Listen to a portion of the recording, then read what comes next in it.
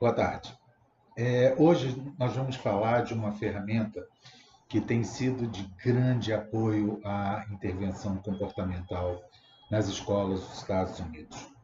Essa ferramenta ela veio desenvolver técnicas de suporte aos professores e faz com que uma grande maioria consiga êxito no seu trabalho.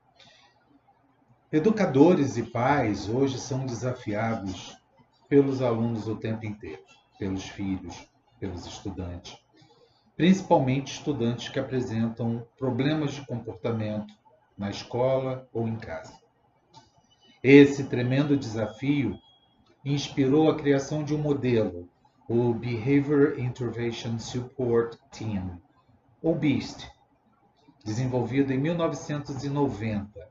Esse modelo apoia a comunidade acadêmica e doméstica de forma solidária e produtiva. Esse modelo utiliza-se de 4 etapas para que os educadores, os pais, os mentores tenham a capacidade de saber quando e como intervir. Esse modelo de apoio estruturado permite que os jovens adquiram novas habilidades e participem mais plenamente da rotina de suas casas, de suas escolas, de sua comunidade. Essas 4 etapas, intervenção precoce, confronto cuidadoso, planejamento protetor e durabilidade no controle, como são chamados, criam um ambiente seguro, supervisionado e consistente para ensinar a proteger todos os alunos. Utilizando-se do modelo BEAST, o professor, em sala de aula, conseguirá melhorar o tempo de ensino, a aprendizagem de todos os alunos, facilitará que mudanças comportamentais ocorram nos alunos problemáticos, diminuirá o comportamento desrespeitoso em sala de aula e em casa e vai proporcionar, principalmente aos adultos, alívio para que diretamente possam trabalhar com jovens problemáticos. Esse modelo ajudará os professores na elaboração de estratégias que sejam eficientes e que mais possam aproveitar o tempo da aula. Os professores vão explorar a importância de um planejamento organizado, com objetivos claros, procedimentos e rotinas consistentes, a fim de se tornar um professor mais eficaz e maximizar a aprendizagem do aluno. Além disso, esse modelo também foi projetado para fornecer ao pessoal da escola um conhecimento abrangente de como lidar com crianças que foram diagnosticadas ou que apresentam sintomas associados a um distúrbio psiquiátrico. Ainda nessa aula abordaremos problemas específicos de saúde mental na infância, bem como estratégias de intervenção eficazes para ajudar o aluno a ter o sucesso escolar e forneceremos bases para muitas outras intervenções, estratégias de intervenções discutidas. Como é que funciona o modelo? Bom, o modelo ele fornece aos alunos o que realmente eles precisam. O primeiro é uma intervenção precoce, ou seja, quando nunca é bom ser perturbador e não há problema em ser prejudicial. Agora, utilizar essa expectativa permite que o aluno intervenha de forma consistente, permite que os adultos possam intervir de forma consistente com todos os alunos. Um aluno será chamado cada vez que atrapalhar uma atividade, interrompendo dessa forma o comportamento que seja perturbador ou prejudicial. Os alunos intervirão de maneira ágil, gentil, calma, porém firme. E se o aluno não puder atender a essa expectativa, ele passa para um outro estágio. Um exemplo, você está dando a sua aula e de repente um aluno começa de conversinha com um colega. Você vai fazer a primeira intervenção, né, fazendo de forma gentil, né, pedindo: fulano, por favor, pare de conversar, eu estou tentando dar minha aula, você está me atrapalhando.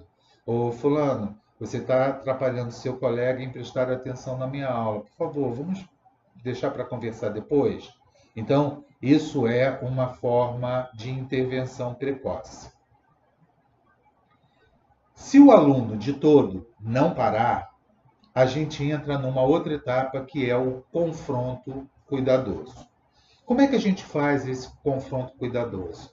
Utilizando-se de 3 frases.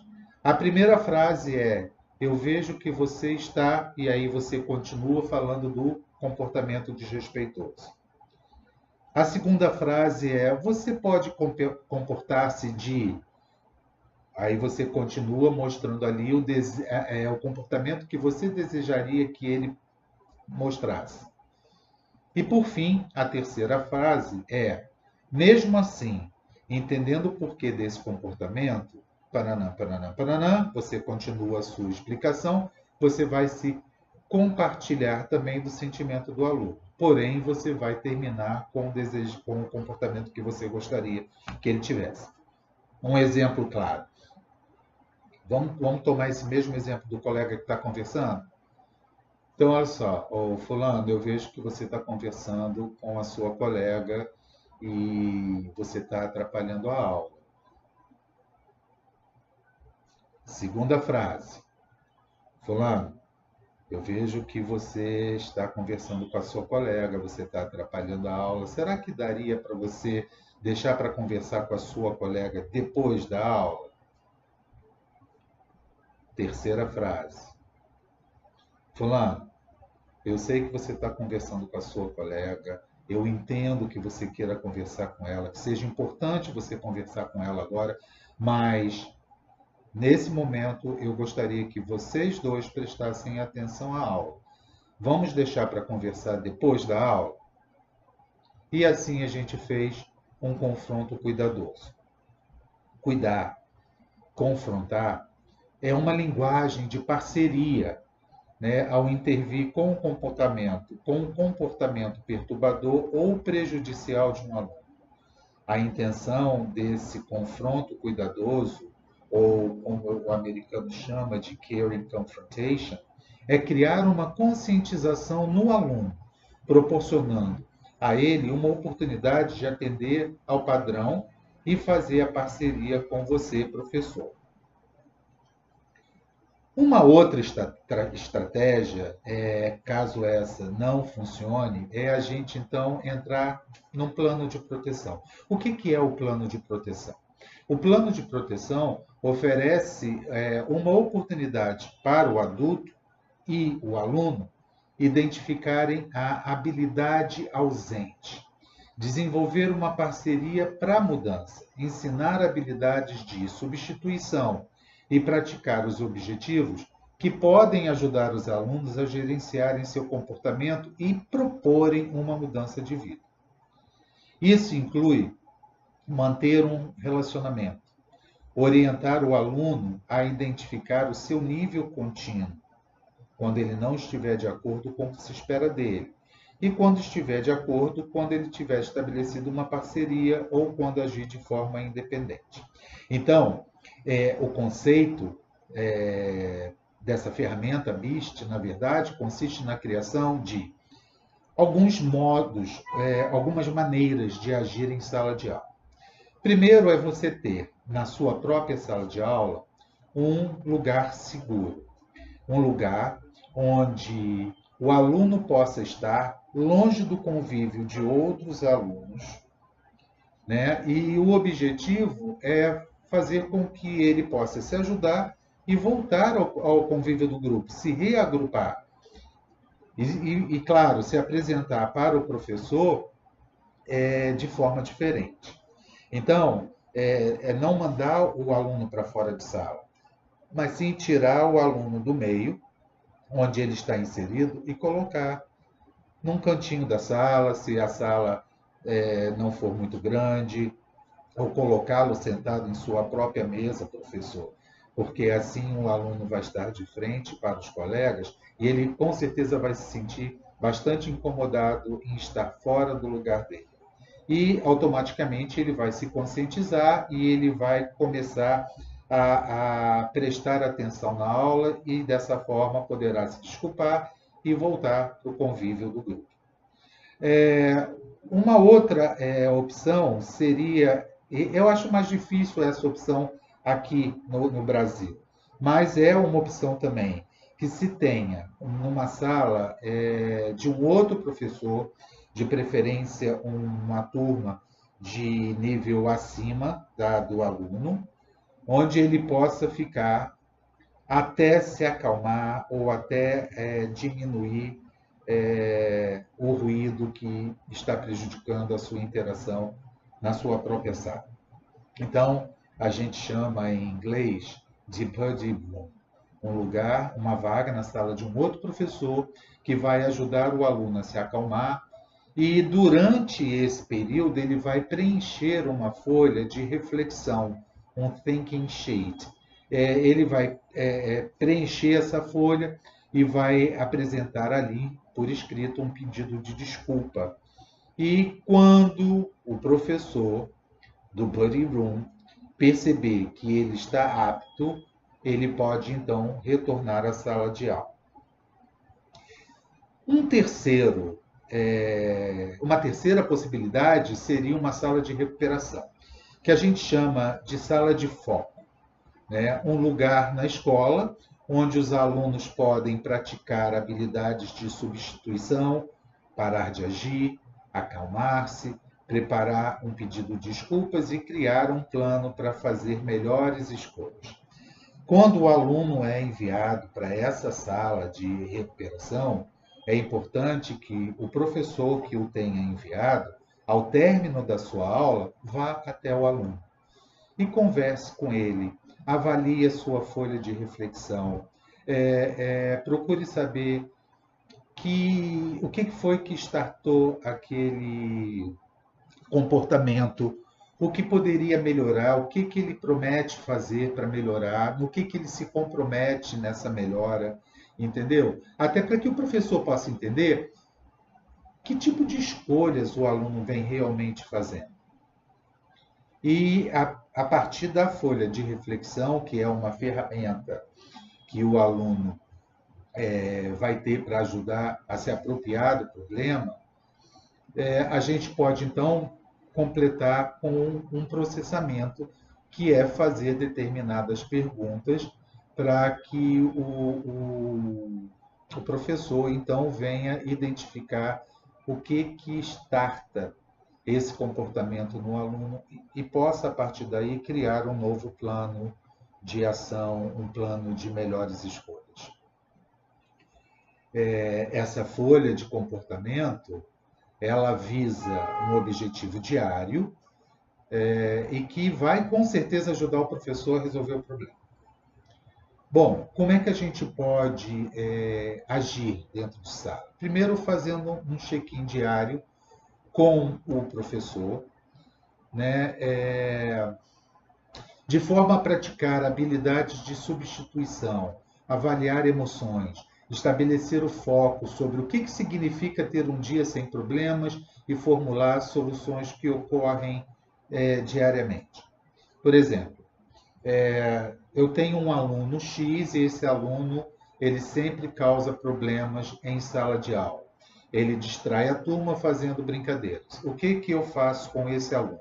Antes de começar a minha aula, eu chamo um aluno, pontuo para ele todos os itens que me incomodam no comportamento dele e estabeleço, então, com ele algumas regras para que aquilo não aconteça.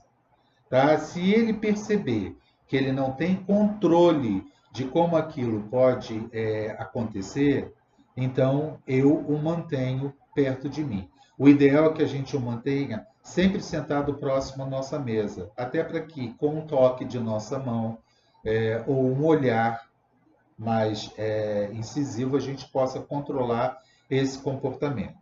Alunos com distúrbio de comportamento, eles precisam ser mantidos sempre perto do professor, ok? Então, assim, uma coisa que eu sempre treino com esses meus alunos é que eles criem metas baseadas nas seguintes crenças. Eu posso fazer boas escolhas, mesmo que eu tenha um momento de loucura. Eu posso ficar bem, mesmo que os outros ao meu redor não estejam bem. E eu posso fazer algo mesmo que eu não queira fazer. Então, essas 3 metas eu treino com esse meu aluno problemático no início da sala, no início da aula. Então, eu posso fazer boas escolhas, mesmo que eu tenha um momento de loucura. Eu posso ficar bem, mesmo que os outros não estejam bem ao meu redor. E eu posso fazer algo mesmo que eu não tenha vontade ou não queira fazer. Ok? Então, tentem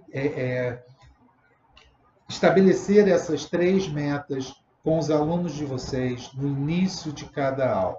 Coloque o aluno sempre perto e aí, com certeza, vocês vão ter um controle maior dessa indisciplina em sala de aula. Gente, a excelência em aprendizagem é meta de toda instituição de ensino. E para que isso aconteça da melhor forma, obter um bom comportamento da aula é fundamental, embora esse seja um dos maiores desafios encontrados em sala de aula hoje. Então, eu vou dizer para vocês aqui 10 dicas que eu utilizo para desenvolver um bom comportamento em sala de aula com os meus alunos.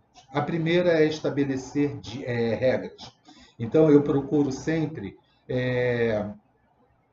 deixar claro para os meus alunos quais são as regras de comportamento que eu espero para aquela aula. Então, o comportamento em sala de aula é uma espécie de contrato e, por isso, se faz necessária a criação de regras para um bom relacionamento entre professores e alunos durante todo o período letivo. E, normalmente, as escolas têm projetos pedagógicos com regras de comportamento pré-estabelecidas e acordadas entre professores, coordenadores e gestores. A transmissão dessas regras aos alunos não precisa necessariamente vir de uma esfera superior, mas deve ser colocada como um acordo de boa convivência em sala. É importante deixar claro para a turma que as regras ali estabelecidas devem ser cumpridas para corresponder às expectativas, tanto do professor, que é a maior figura de autoridade em sala de aula, quanto dos próprios colegas que estão ali querendo aprender. Uma dica de como potencializar a eficácia desse método é usá-lo sempre no início do ano letivo. Porém, eu particularmente prefiro utilizá-lo em cada dia de aula. Então, eu sempre tenho na parede da minha sala fixadas as regras que eu espero que os alunos sigam. E isso, assim, funciona bastante.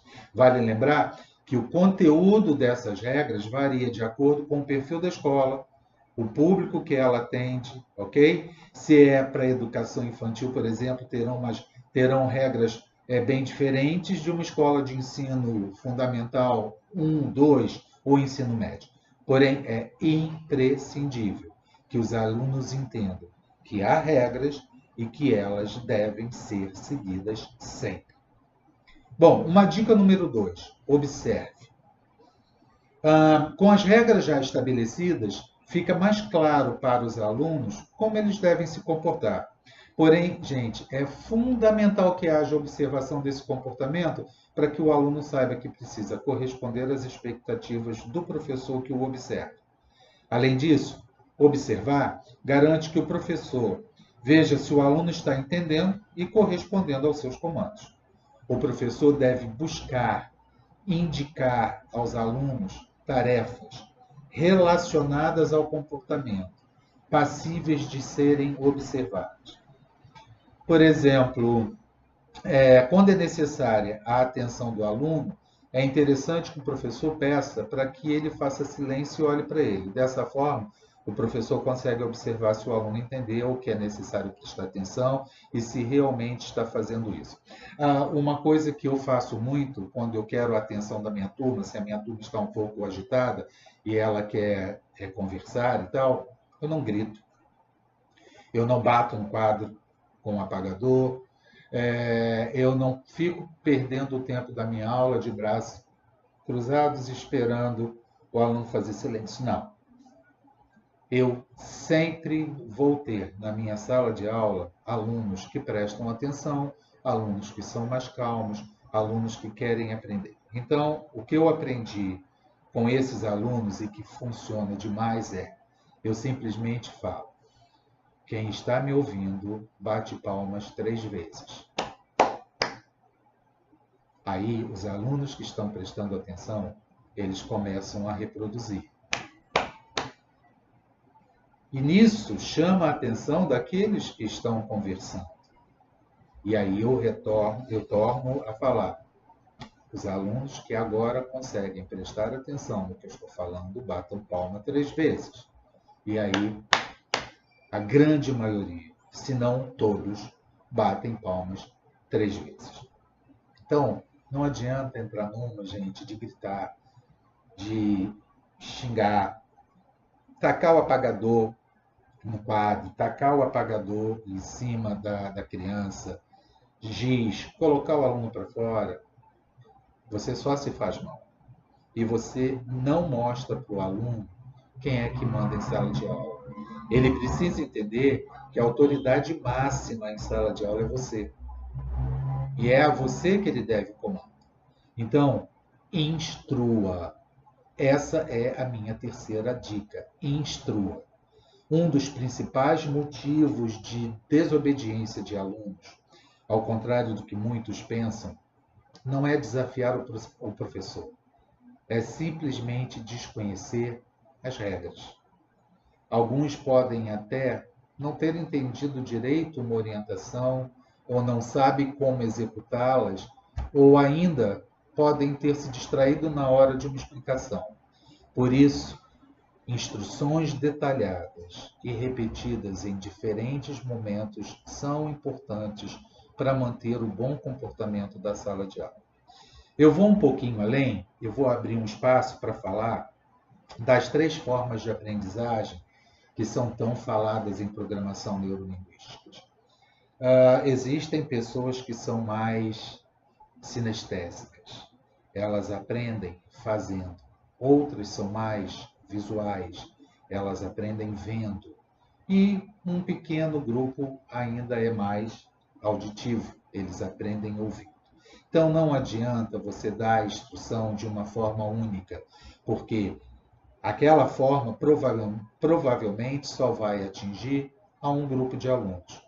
Abra os seus horizontes, entendeu? Instrua de forma detalhada, porém repita em diferentes momentos, de diferentes formas, porque você vai atingir um grupo maior. Tá? E se você está vendo que realmente a coisa está fugindo do seu controle, intervenha.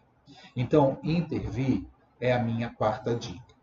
Em alguns momentos, a intervenção do professor será necessária para garantir que algum comportamento seja corrigido de acordo com o que é esperado do aluno. Nesses casos, a melhor forma de intervenção é aquela geral, em que o aluno não é exposto diante do colega, ou, em alguns casos, uma intervenção discreta e pessoal.